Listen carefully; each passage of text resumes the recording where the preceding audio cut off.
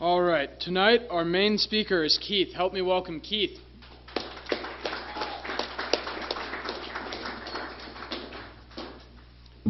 Hello, everybody.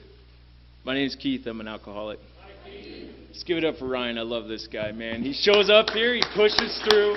Every week I've been here. It's beautiful. You're a great man. I look up to you. Yeah, I'm an alcoholic. I didn't know that. For the longest time, man, I grew up in San Bernardino, California. I was born in Redlands, and I lived in a pretty rough neighborhood, Murata Road behind Patton State Hospital. My dad worked really, really hard, drank pretty regularly, responsible man.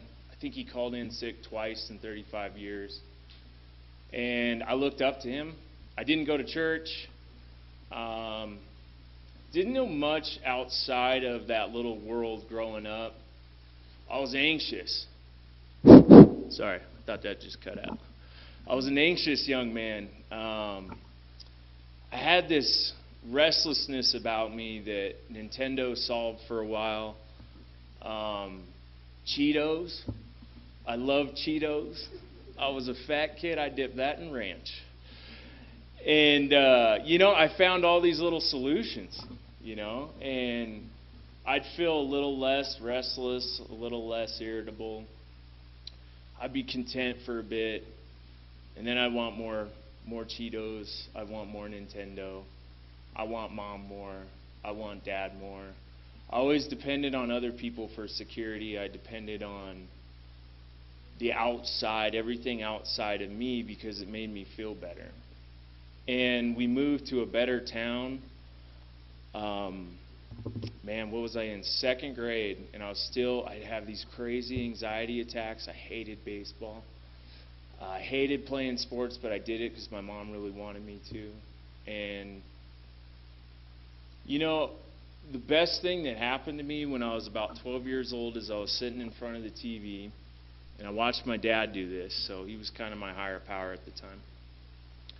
My dad would crack open one of those Miller Lights, and he'd sip a few, and his days seemed to get better. For whatever reason, I was sitting there, and I was watching The Real World on MTV, and I'm in my little sofa, kicking back. I'm watching the show. I've watched the show many times. But by the time I was done with that beer, I felt amazing. Like, the cliche is pretty funny. It's the real world. And all of a sudden, I felt like it was the real world. And I identified, man. I was a part of life. I was like, man, I could do that. I saw these guys going to college, and I'm like, that's it, man. So I didn't put the Cheetos down. I didn't put the false securities down. I didn't put any of that down. But I found alcohol. And that was my new magic elixir. And the feeling that alcohol produced was unprecedented. It did something for me that nothing else could. And so I started having other higher powers. I looked up to these guys. I had some neighbors growing up. Freestyle motocross was getting big in Temecula. And so one of my neighbors was Link Ogle. And then Deegan lived in the Blue House. And I'd go there. I'd ride my little CT70.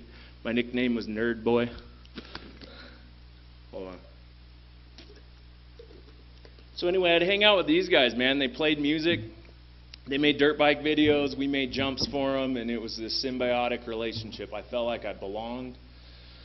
But it started to lead me down a different path. I started to choose friends differently. I started to choose friends that had the same mindset that I did. And at that time, it branched out beyond alcohol, but alcohol was always there. And I got DUIs, crashed cars, T-boned someone. A lot of chaos and wreckage ensued, and so I found a lot of security in doing really well in school.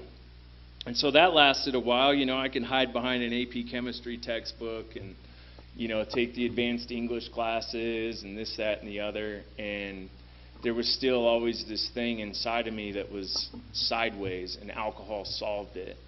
And then it started to take more alcohol to solve that problem. And so I noticed I didn't have much of a desire to give up alcohol, but I showed up to my first AA meeting.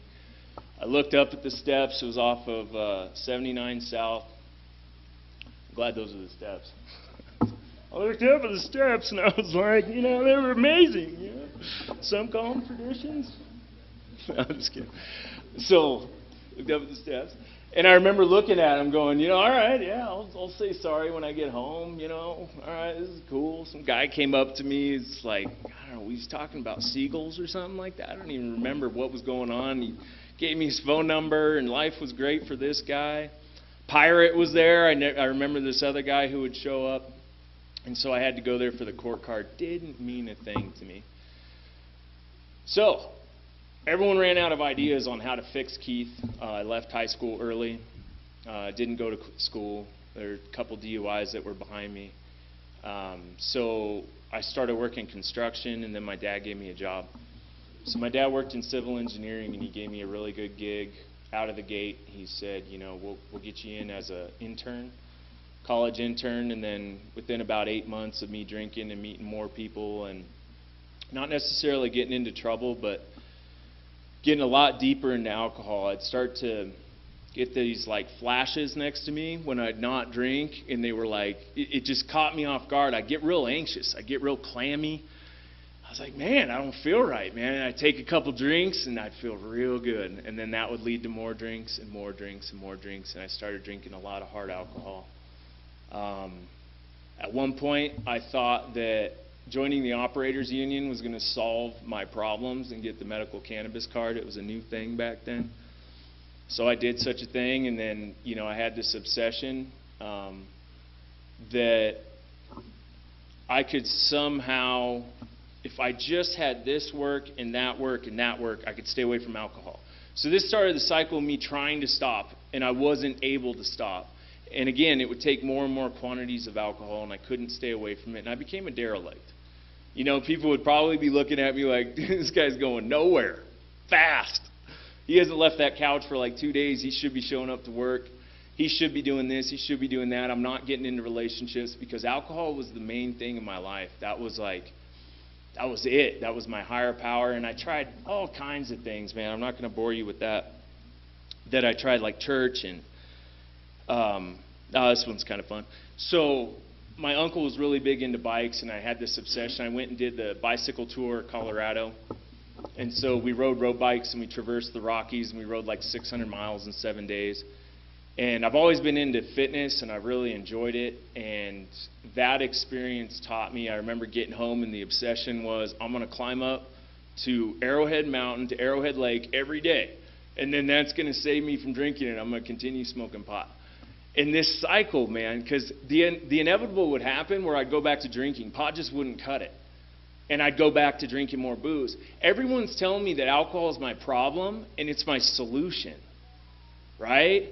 This thing fixed. This was, come to find out, a symbol of a far greater malady. And I had to look up malady. It means like an illness, a sickness that's inside type of a deal. So I started to connect these pieces. I get a sponsor. I'm showing up to AA meetings more regularly. I'm on my 3rd rehab at that point. Again, kind of getting off from trouble. Somehow I didn't end up in jail or prison. I just somehow, I'd see other people going, I don't know what happened. Something would step in, and it wouldn't happen. And I don't get that. Looking back, a tremendous amount of suffering went into my family members because my younger brother lost his brother, right? We were like best friends, and he thanked me later. He said, thank you for teaching me what not to do, man. He ended up taking that civil engineering job. I walked away from that after 7 years. Again, I was a derelict. I was a delinquent. I was back at my parents' house. Taylor, it's my younger brother, stepped in. He married Janessa. I have 2 beautiful nieces. He's got the old California bro lifestyle, and it looks really good, and he's happy, and he can control and enjoy his drinking. And I don't know if he's like me. It's kind of none of my business, but I know he kept showing up, and he kept going down that route, but I was miserable. I couldn't drink enough coffee at that job. I'd have like 2 pots of coffee by the end of the day. Go get more alcohol, get all jittery, barely showing up to work. And so slowly what happened, I started to be like, what is this alcoholism thing, right? I'd read more about alcoholism. Like I said, I'd get sponsors. They'd give me tasks what to read, and I'd more or less turn my will and my life over the care of my sponsor, which was far better than what I was doing. So I'd managed to put like 2-3 months together, maybe, something like that. I think 7 months was my record back then. And what happened was I just had this thing. Whenever I'd read about alcoholism, I'm not sure how to describe it, this like denial. That was really my problem, but I didn't recognize it as denial. I recognized it as like, you know, that's not me. Maybe that's why I keep getting messed up. I was always trying to figure it out. There's this little thing when I wasn't drunk, trying to figure out what was going on. Why couldn't I stay sober? Why do I keep going back to drugs? Why is my life in such shambles, right? And so I got in a predicament where I was given an ultimatum, I think that's the technical definition, of leaving California or getting a restraining order by my family because of some actions that I did when I was drunk, which was kind of the final straw, and I didn't trust me anymore, and I got it. I was like that dog that you scold and his tail's between his legs, and like, I guess that's like a sense of humility, shame, guilt, remorse, you name it. So I leave, and I pack up this little Fox gear bag I had. They took me to Greyhound Depot, and like I just said, Arizona. I called the AA Central hotline deal, showed up in Phoenix, stayed at Solutions. That was an eye-opener. Worked a couple small jobs here and there. Went to, met one of my best friends now, Mike Ryan. Met him with this guy, Augie. We came up here to Prescott, and I remember looking around, and I was like, man, this is Arizona. Within a month, I was locked up in that hotel room and had no clue where to go, and my parents were willing to pay cash for a facility up here. And I thought they had pretty much written me off, but they saw some improvement when I was down there, and they were, again, pretty baffled with me. And I show up here, stay sober about a year, get a good sponsor, start going through the motions.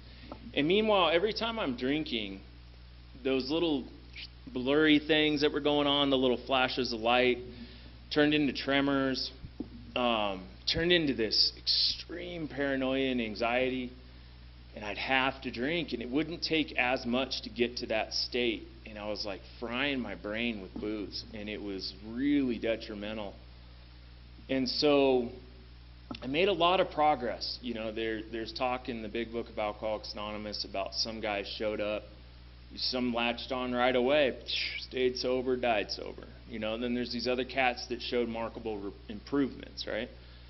And that would have to be me. I mean, I stepped over to the nearest bar room, tried controlled drinking, tried it more than once. I did that my first time in Riverside right before that operator's union job, so that's like driving tractors and stuff like that. And so I showed up, I had the one beer, I left the bar, and I looked up, I was like, what the hell, man? The one thing, like, I'm not an alcoholic, I had one beer, and I walked away, right?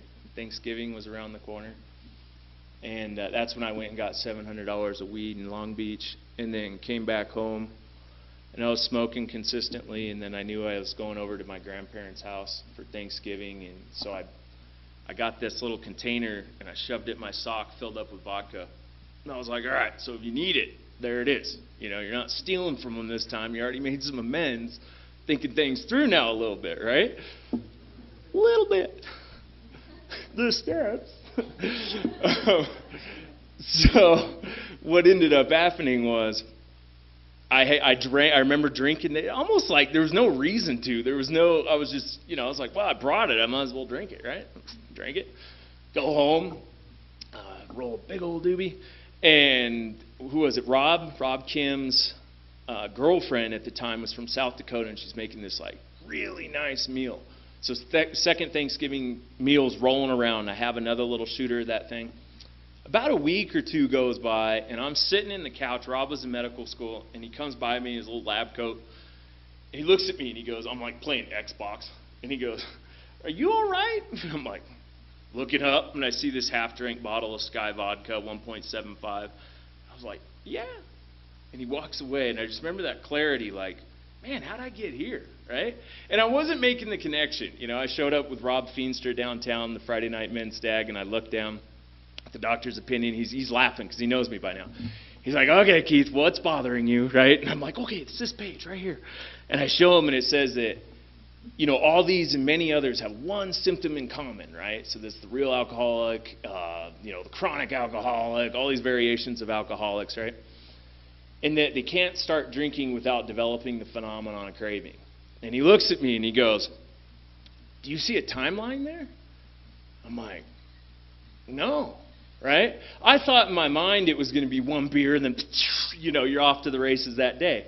But that didn't mean much to me. He's right. And it's all these little tidbits that I started to reflect on. I stepped over to the nearest bar room, tried controlled drinking more than once, this whole little thing going on in my head because I went to AA. Things weren't working. I'm like, I don't relate with being an alcoholic. I'd stare at step one. I was really trying to be honest with myself. And there was a deep level of sincerity, and I started to pray pretty regularly. So in hindsight, maybe that had something to do with it. Maybe it was my grandma's friend Shirley who said she had a picture of me on her nightstand and she'd pray that I'd be all right that night. And she did that regularly. Maybe it was that. I don't know. But I can say for sure that I stepped over to the nearest bar room. I'm Googling this, by the way. I'm like, nearest bar room, right? If you're going to do this, you got to do it right. So I look it up, and I'm like, all right, cool. All right, I better get a picture of Newcastle. That whole one beer thing didn't quite work out too well. They say some drinking. Now, I know this is a pronoun, and the preposition, blah, blah, blah, blah. Jesus, dude, come on. Anyway, so I show up, and I drink the Newcastle, and I call my little brother. I'm like, what's up, bro? But this time, when he hears from me, he's like, what's up? He knows the drill. I'm trying to recapture the memories of the old days, right? And really get into it, which took more beer. And I didn't quite see it then. And I don't know, it says it won't take long for me to decide if I'm honest with myself about it, right? And I struggled with it for a while from that point on. This was, this is probably 12 years ago, 13 years ago, right? So I now see it from a different perspective. I thought we're looking at a week, 2 weeks, I'm going to come to this aha moment where I'm like, oh, I'm an alcoholic. Now I could do step one, and do that and move along properly, and then I'll get this awakening everyone's talking about, right? Because obviously this is my last hope. This is the one thing that hasn't happened for me. I've never gone through all my amends. I've never, really given this whole God thing a handshake. I'm turning my will and my life over to the care of a human being, and that's the best I can do in that given moment. So I come up here to Prescott. I was sober for a little bit. Then I start drinking again, and it gets real bad.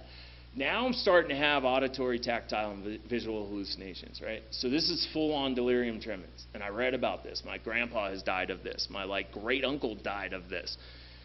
Your heart gives out. You go into this completely, and I've done acid. I've done these other things. So I know what psychedelics do, and this is different, man. This is I put down the booze, and 48 hours later, my whole world changes. And I'm flipping in sofas into the ground, and they're out to get me, and it's the realest thing ever. My heart rate's up to 180, and I'm like, man, I'm in serious trouble here, right? So I go through that stage, and then one more time I get this other chance to show up to Alcoholics Anonymous, and I went ahead. That time ended with, showed up to the ER room, right? I'm just painting a picture of what full-on delirium tremens are. And this helped me. This honestly ended up helping me, and I'll explain why. But for the time being, I'm sitting in the emergency room, and I'm wearing this sweatshirt, and I'm feeling these things go through my sweatshirt, and they're injecting into me, and I'm sedated. I feel them. And I'm like, oh, shoot, we are in trouble. And I'm convinced this is so real. These are delirium tremens, ladies and gentlemen. And so I'm training as an EMT at that time, right? I got my associates, and I'm like, dude, I'm going to pursue this firefighter thing. I've really wanted to do this. Somehow I don't have felonies, and this just might actually happen, right? And I'm really gung-ho. Around this time, I met my beautiful wife, as seen here. Not Mike, but Katie. That's my sponsor.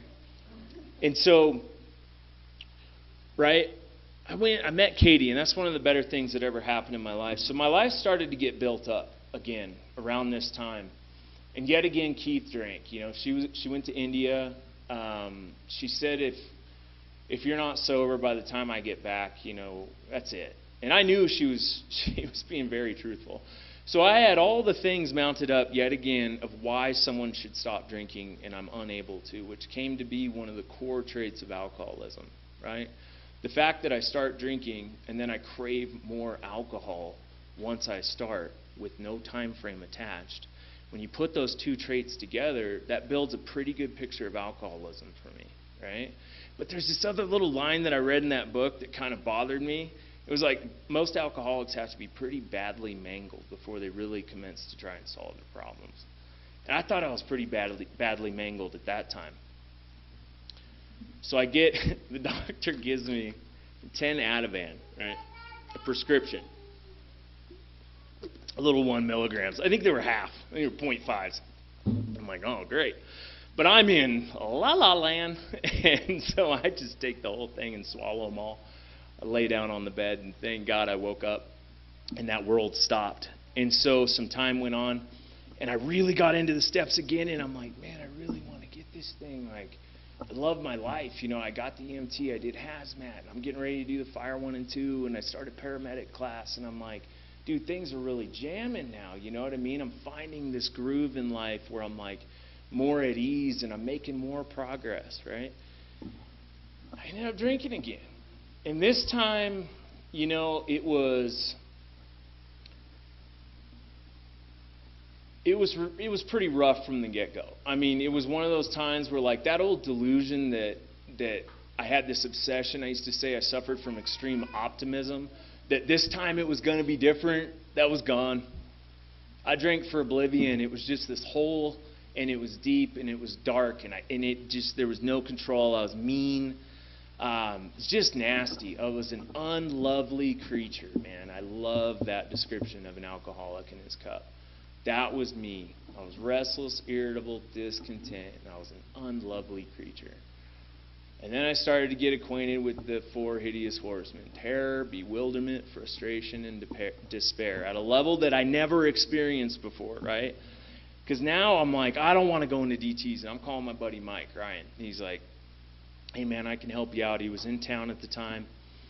He comes over. He's trying to help me through this thing. I go to the doctor. I'm like, hey, man, I need help. I knew this guy by this time because I'm bringing patients in, right? So he kind of knows me. I'm a little scraggly. Every time I grow a beard, out to here. She loves it.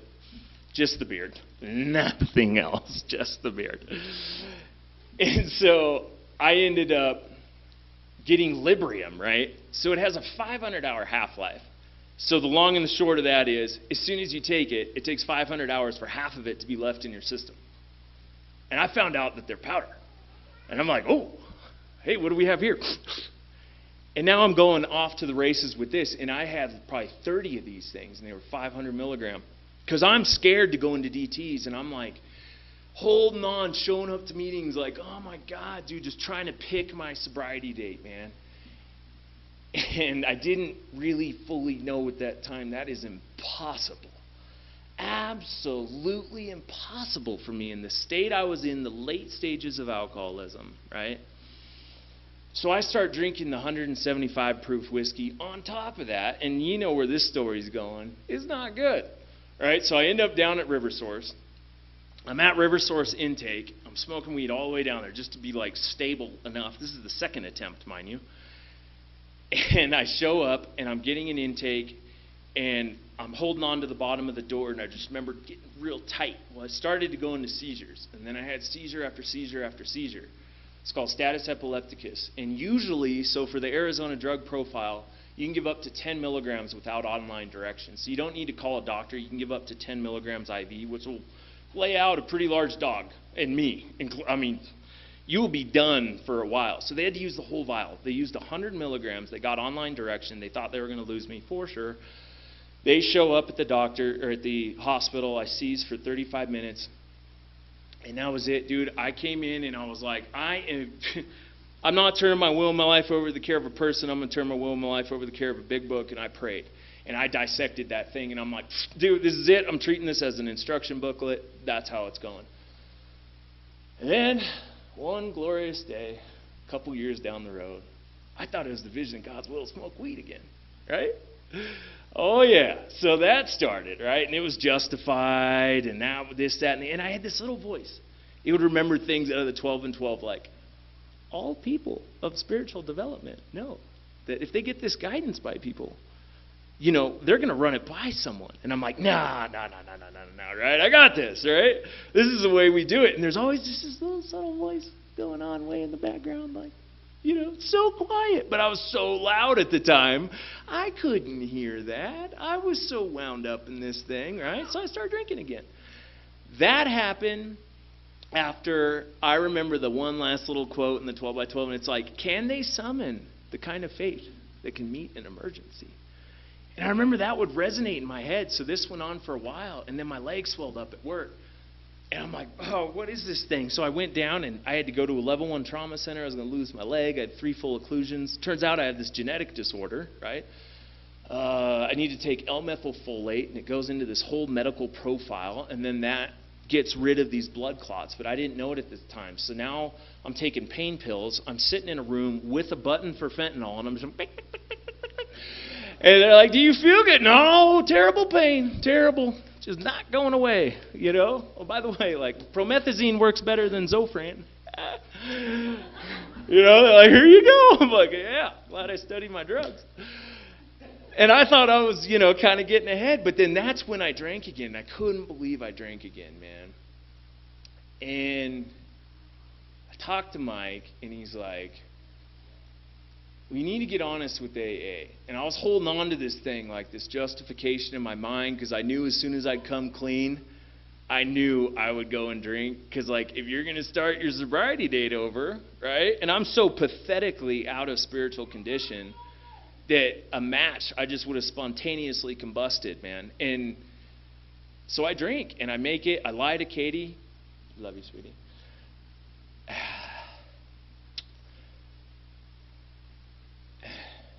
Somehow, okay, so I end up in Laughlin, all right? And I'm in this hotel room, and I remember somehow talking to Mike in the morning. And something about a buffet. Mike's got these cool little strategies, and I'll say, like, yes. Like, yes, I'll eat ice cream in between the meetings. Like, that's going to curb the craving. There was no way, man. There was no way. So I drank more and more, and I'm in Laughlin. To the grace of God stepped in. I'm in a blackout. I drive home. Mike says, you need to get separated from alcohol. It's the first time this has ever happened in my life where there was only a short period of time that I was drinking. It was only about 48 hours, and I was real deep into all the other stuff, and I was in trouble with opiates and withdrawals and oxys and the alcohol on top of that. And this is a death sentence for a guy who's like circling the drain of alcoholism. Like, these are the last gaspers, man. And I knew I was in that category, and so I was cornered. And I knew it. I went to a facility here in town, and I experienced another level of pain that I never thought possible, and that terror, frustration, bewilderment, and despair kicked in. And it was just, man, because now there's no hope with the big book. This was a new level. It's like everything got pushed away. I mean, everything, like, AA wasn't going to be a solution, man. This God I keep praying to, I'm like, this is it. Like, I couldn't stand being me anymore, and I knew I was at the end of the chain here. I remember locking the door in the bathroom where I was at, and I just sat there and I prayed, and I was bawling my eyes out, and I was just like, man. And something happened, like the last place I would have ever fully, sincerely given myself to God, and I did that. And I then there was a series of circumstances that happened after that. I started going through the 12 steps with Mike. Mike helped me realize that the big book of Alcoholics Anonymous is a middle ground, right? That's not official doctrine, the way that I was viewing it, okay? It wasn't an instruction manual from IKEA, necessarily. I was so judgmental of other people. Oh, if you're not doing it this way, then you're not going to stay sober, and I'm getting drunk. Right? So there was just this new level of, well, I don't know. Dude, I have no idea. I don't know if you want me to do the steps. I have no idea if you want me to continue this career, stay with Katie. Anything that popped up, everything was in question. I abandoned myself utterly. These words started to jump out at me like, The result was nil, meaning nothing. I used to know a guy named Neil, and he was pretty bad off, so I think of Neil. The result was nil. That's not appealing. So the result was nil, meaning nothing. Half measures availed nothing, and I had to get an acquaintance with half measures. It means anything less than whole, right? So I'm down. I'm like in this thing, man. I didn't know what was going to happen with the career. I didn't know what was going to happen with any of it. But I knew there were a couple lines, and that everything was like dumbed down. I was so retarded at the time that I was able to understand very simple things, and that was it. And so I knew there was a part in there that jumped out at me when I read the big book, and it talked about, it said something to the effect during the early days of convalescence. It's like, let this new guy go as far as he wants in helping other alcoholics. In the early days of his convalescence, meaning regaining health, this will do more to ensure his sobriety than anything else. So I reread that in my mind as this means more than step 1, more than step 3, more than all the steps, more than my sponsor, more than anything. I need to start trying to help another alcoholic now. And I did that. I'd show up to meetings and I'd raise my hand. Yes, hey, blah, blah, blah, blah. I didn't know what was going to come out, but out it came. And I'd leave that meeting and I'd feel amazingly lifted up and set on my feet. And I started to see this process of how important that was. How important it was to actually do what I had read before about upon awakening.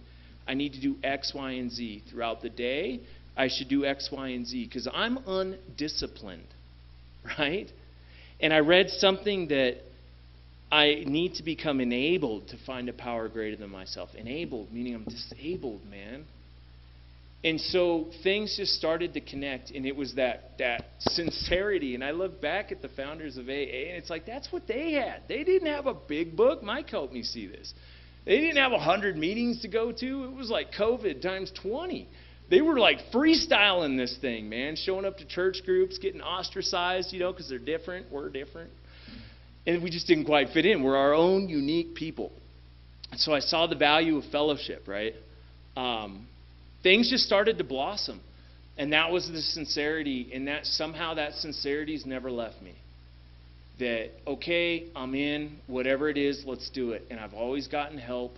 There's been trials and low spots, but I know that if I don't do things like this right here, right? Get off shift. I worked a 40-hour shift. I work as a firefighter paramedic right now. Like life is doing pretty well, right? Like things are going in the right direction. I have ease and comfort. The one thing that I used to look for in a bottle, I now have a different way of getting it. And sometimes it looks like doing step 10. Sometimes it looks like making another amends. Sometimes it looks like, hey, Brandon, I'll meet you up, and we're going to drive north. We did that, by the way, for your 5th step. Somehow, if you don't drive north, it doesn't work. I don't know. Something he taught me. Guess who drives north? This guy. Yeah? And that's the willingness I'm talking. I don't know what the word is. I don't even care anymore. I'm just like, whatever, man. Let's do this, man. Let's let this be a pep rally. Hope this helps someone. My prayers on the way in here, like, man, if there's one person I can reach, will you please help my words reach that one person? If it's a group of people, if it's more than one, whatever the maximum thing is, that's what I'm showing up for. And then my wife and I are going to go get Panda Express. We're high class, We're going to go home and chill, and enjoy life. This thing's great. I get to mountain bike regularly. I'm looking to kind of look into the nurse practitioner thing. I know life's short now, man. I go to church. I do it regularly. My parents live here now. They see this big change in me, and then they moved out to Prescott from California, the people who didn't want anything to do with me. My dad's becoming one of my best friends. My younger brother will take my phone calls. My older brother and I are still a little on the fritz, but it's okay. It's no big deal, man, because, again, I have that ease and comfort. I don't have to look. Alcohol is just not appealing, and Mike used to tell me that. We'd meet up at JB's. He's like, man, I'm just not interested in alcohol. And I'm paraphrasing. He says it way better than this. This is on record. So what he's saying is he just doesn't have a need for it. There's no reason to drink. There's no function. It used to function, right? I used to carry around weed in a little bag. I'd carry around little pocket rockets of the 100 proof alcohol lined up in my socks, like 4 deep. I always wore cargo pockets. You'd hear me go down the hall like, clink, clink, clink, clink, clink, clink, clink. That was my security, man. I had to have that. And just by going to the liquor store and getting it and putting it in my pocket, the tremors would start to go down. Right? You know that feeling. I see some heads nodding out there. You get it. You get it. So I call my mom. I'm like, hey, Mom. I'm going over this like doctor's opinion stuff one time. I'm like, hey. So my mom's like, Normie. Like, Normie in the dictionary, a picture of Chandra Percy sitting there with her Corona, right? And I'm like, Mom, when you drink a Corona, how do you feel? Like, what's that like? She goes, oh. God, Mom, if you're listening to this, you sound way better too. Oh. I get sleepy. And I'm like, what about when you have a second one? She's like, ooh. I'm definitely going to be sleepy. And I'm like, so you never want a third one? Of course. She laughs. She goes, no, I'd be asleep. Right? That was not my experience with alcohol. I am bodily and mentally different than my fellows. You add alcohol and Keith, right? And I've gone into the chemistry, a little chemistry nerd. Makes perfect sense. Turns into this THQ stuff, blah, blah, blah. THQ is one of the most powerful opiates known to man. And I get to make it in my body because I'm an alcoholic. My mom doesn't make it. Her body processes it the right way, excretes everything, breathes out the CO2, blah, blah, blah. Everything's fine. She gets sleepy. It's a sedative. That was a stimulant for me, man. So my body's different, right? I used to play with bees. I'm like, I wanted to get to, there was a bee behind my wife earlier. It was dead. Thank God. I think she thought I was messing with her. I always mess with her. She's like 50% of the time. She's like, okay, Keith. You kind of sound like my mom. Sorry. I mean, okay, Keith. So anyway, I get one of those styrofoam cups from the back. I break off this little piece, right? And I'm like, very careful when I'm putting this bee into the styrofoam, right? So in San Bernardino, my older brother and I, Jordan, we would go in the ice plant in the backyard, and we'd catch bees. We'd walk around with these little clothespins, right? There's not much to do in San Bernardino. People are killing your cats, breaking your mailboxes, hoodlums, all around, ninjas in the back creek. Real deal. Wasn't doing meth. And, dude, seriously, we would catch these things, and I get stung over and over and over again. One day, I got stung and my hand swelled up, right? And I go to the doctor, Dr. Krapek. We go in there, Krapek, this, that, the other. My mom's with me. Yeah, his hand's swelled up. Look, as seen here. She goes, okay, so you're allergic to bees, right? So the next time you get stung, it could be your arm, it could be your neck, could swell up. I didn't know about anaphylactic shock back then, but real deal. And so she gave me an EpiPen. She's like, you need to stay away from bees. All right, here's your EpiPen. Okay, so I found out I was allergic to bees. Allergy, I had to go into some research here, an abnormal reaction, right? So if you get 10 people all in a line, 2 of them, get stung by bees. We'll just stick with that for right now. Everyone gets stung by bees, excuse me. 2 of them swell up. The other guys don't. The normal reaction is therefore the larger majority of people. That's normal. So these 2 people are deemed allergic. So the people who drink a Corona and get sleepy, those people are the 8 or the 9. It's something like 1 in 9, 1 in 10, something like that, of people born on the planet Earth are alcoholics. They don't metabolize alcohol that way. So, if I could get the awareness that this allergy, when I drink, I can't stop, I'm going to crave more, it's beyond my mental control, right? Bees, I never messed with them again. Ever. The caution I used getting that bee behind her was very concise, right? Don't let this thing get you. That voice has never gone away. No matter how drunk I've been, no matter what city I've been in, no matter who I'm dating, no matter what job I've had, I've always known don't mess with bees because I'm allergic. Now, not so with alcohol. See, the main problem of my alcoholism sits up in here, right? And this thing gets these strange mental blank spots where I won't remember why I'm carrying the Post-it note in my wallet that's trying to remind me why I shouldn't drink, when I'm erasing the fake IDs, when I'm 20, or no, what was I, 16 years old, 15, I was making fake IDs. And when I'm deleting the files, I'm swearing it off forever, right? I'd make another file. Goddamn. I got to do this whole thing again on Photoshop. And so the point is, I never had sufficient force, just like the bees, to remind myself how bad it is, right? And furthermore, this is the thing that's elusive to me, is there's just something about alcohol. I loved it. I absolutely love alcohol, right? And so this ease and comfort I've never been able to find in anything else. I'd always go back to alcohol. Now finally I've got access to this thing called God, right? That's just simply it for me. God. I don't get any more complicated than that. I have some other names I use, but it's irrelevant. The point being, by going through doing step 3 and realizing that I need to do this on a regular basis, going through step 4, these are all the people I'm mad at, here's my fears, here's my sexual conduct, I'm going to outline a sane and sound ideal future sex life. Okay, the real problem is that I'm selfish, self-centered, seeking, dishonest, frightened, pocketbook, there's all these things, security, all these things affected. So I start to learn a little more about myself, these chunks of truths. So what I found is that I'm blocked off from this power, and the 12 steps, what they've allowed me to have is this functional way of living where enough of those defects are kind of put to the side, where I maintain this connection, and I'm not cocky about alcohol.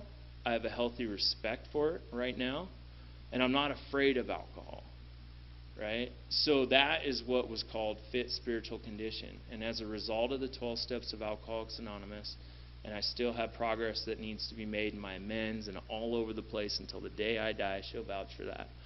Lots of progress needs to be made, but the point being, one of the simplest definitions of a spiritual awakening, which is the whole point, I hesitated, I almost went over there, is we get this spiritual awakening as the result of these steps, and we try to practice these principles, settled rules of action in all of our affairs.